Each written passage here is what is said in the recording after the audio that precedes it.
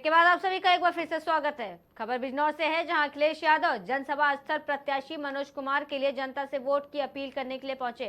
आपको बता दें, नगीना लोकसभा से मनोज कुमार प्रत्याशी हैं। बिजनौर से प्रत्याशी दीपक सैनी के लिए भी जनता से अपील करने पहुंचे हैं। जनसभा में पुलिस की कड़ी सुरक्षा व्यवस्था रही। नगीना के नेहटोर विधानसभा में अखिलेश की जनसभा थी। खबर सीतापुर से है, जहां दरोगा सुसाइड मामले में एसपी का एक्शन, थाना प्रभारी समेत 5 पुलिस कर्मियों पर कार्रवाई हो सकती है। एसपी सीतापुर ने चुनाव आयोग को पत्र लिखा, 5 पुलिस कर्मियों पर कार्रवाई के लिए प्रस्ताव भेजा है। वायरल सुसाइड नोट के बाद बड़ा एक्शन लिया गया। दरोगा ने मानसिक प्रताड़ना में खुद को गोली मारकर सुसाइड किया था।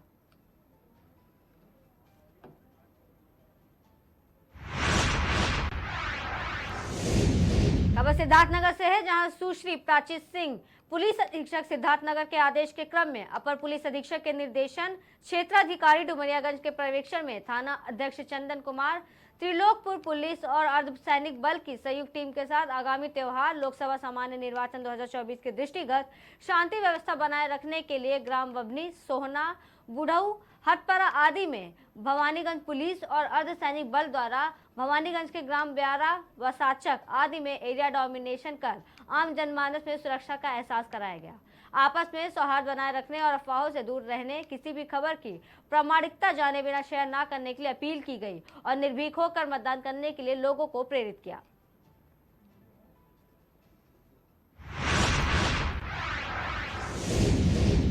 खबर लखनऊ से है, जहां लखनऊ का अपोलो मेडिक्स सुपर स्पेशलिटी अस्पताल कैंसर के इलाज में बड़ा बदलाव ला रहा है। बता दें कि अस्पताल ने क्षेत्र की पहली प्रोटॉन थेरेपी स्क्रीनिंग के लिए एक आउट पेशेंट विभाग शुरू करने की घोषणा की है और अब मरीजों को प्रोटॉन थेरेपी के लिए शुरुआती जांच और परामर्श लखनऊ में ही मिल जाएगी।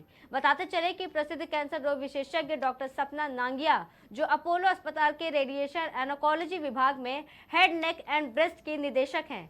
इन संस्थानों में Montefiore Einstein Center for Cancer Care, Memorial Sloan Kettering Cancer Center और मूर्स कैंसर सेंटर शामिल हैं। प्रोटॉन थेरेपी एक नया शब्द है। किस तरीके की है ये प्रोटॉन थेरेपी और किस तरीके से इसका उपचार किया जाता है? प्रोटॉन थेरेपी जो है वो एक किस्म की रेडियोथेरेपी है, एडवांस्ड किस्म की रेडिएशन है। जैसे कि हमें पता है, रेडिएशन लगभग 70% कैंसर पेशेंट्स को किसी न किसी टाइम पे उनके लाइफ में उनके ट्रीटमेंट के दौरान उनको रेडिएशन की ज़रूरत पड़ती है। और प्रोटॉन थेरेपी जो है एक स्पेशल किस्म की रेडिएशन है जिसमें हम लोग पॉजिटिवली चार्ज पार्टिकल्स यूज़ करते हैं। नॉर्मल रेडिएशन में एक्सरेज इस्तेमाल होते हैं और प्रोटॉन थेरेपी में positively charge proton particles use किए जाते हैं। ये जो प्रोटॉन पार्टिकल्स होते हैं, इनकी एक स्पेसिफिक कैरेक्टरिस्टिक है कि ये एक पर्टिकुलर डेप्थ पे जाके वहाँ रुक जाते हैं। चूँकि वो रुक जाते हैं तो आसपास के जो नॉर्मल स्ट्रक्चर्स हैं उनमें रेडिएशन नहीं जाती है, और जब ये रेडिएशन नहीं जाती है तो उसके साइड इफ़ेक्ट उस जगह में रेडिएशन लगने के जो साइड इफ़ेक्ट्स आ सकते हैं वो साइड इफ़ेक्ट नहीं होते हैं। दूसरा एक इम्पैक्ट ये होता है प्रोटॉन थेरेपी का कि वो चूँकि एक पर्टिकुलर जगह जाके रुक जाता है और दूसरी जगह नहीं जाता है, कि कुछ जगहों में हम ज़्यादा डोज दे पाते हैं या ज़्यादा सेफली डोज दे पाते हैं, और ऐसी सिचुएशंस में ट्रीटमेंट के रिज़ल्ट ज़्यादा अच्छे होते हैं।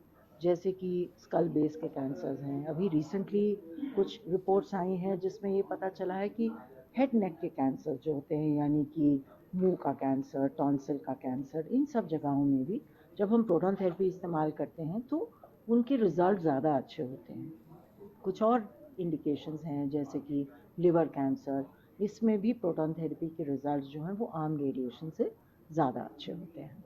सर मैम, आप head neck and breast specialist हैं, क्या सलाह देना चाहती हैं जो मरीज नए आ रहे हैं, उनके लिए क्या नई सलाह होगी? कैसे पता किया जा सकता है कि मतलब उनको कैंसर की शुरुआत हो चुकी है? मैम, इसी में एक सवाल और जोड़ लीजिए कि अपोलो में जिस तरह से ओपीडी शुरू हुई तो किस तरीके से यहाँ स्क्रीनिंग होगी, फिर मरीज कहाँ जाएंगे और किस तरीके से ट्रीटमेंट? देखिए, सबसे पहली बात तो ये है, कैंसर के बारे में जान पहचान जानना या जागरूक होना, ये तो सब लोगों के लिए बहुत एसेंशियल है।